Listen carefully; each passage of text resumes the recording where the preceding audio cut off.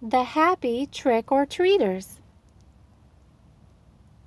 Happy trick-or-treaters, all dressed to shock, stopped to get treats from each house on their block. When they were through in their own neighborhood, a mischievous plan took them into the wood. As it turned out, only one didn't know where all of the others were going to go.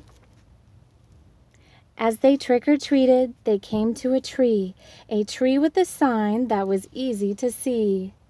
"Come into my den," little Fox read with fright. "I'd better go home now and call it a night." The happy trick-or-treaters crept into the night. Bear Cub said, "What is that in the light?" "Come right this way," his shaky voice read. "Why don't the rest of you go on ahead?" The group trick-or-treated wherever they could.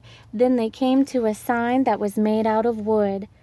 "This way to the graveyard," the spooky sign read. Bunny said, "Time to go now, I must get to bed."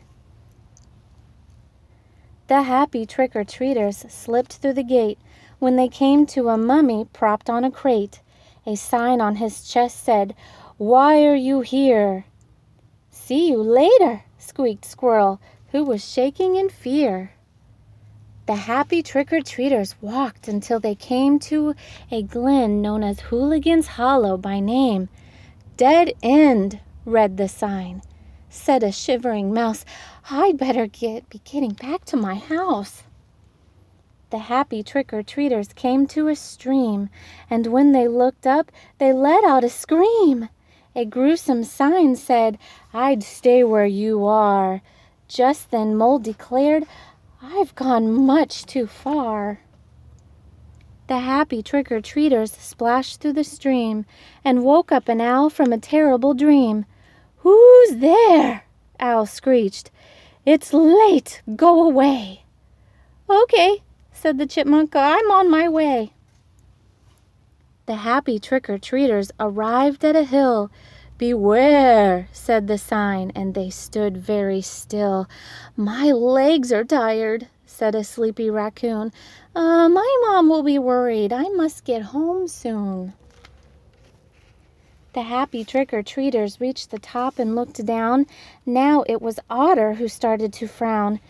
"Pass if you dare," was the message he'd found. "Oh, I've got to get home," he said. "See you around." The last trick-or-treater started to shake. He started to shiver. He started to quake. Ahead was a house that looked haunted for sure. The sign on the porch said, "Come in for a tour." As he crept up the steps, they started to creak. He heard an owl hoot. He heard a loud shriek. And just as the front door was swung open wide, happy little voices cried, "Please come inside." The lone trick-or-treater slowly stepped in. "We tricked you," the otter said with a grin. "Come join the fun. There's nothing to fear. It's a Halloween party, and you're finally here."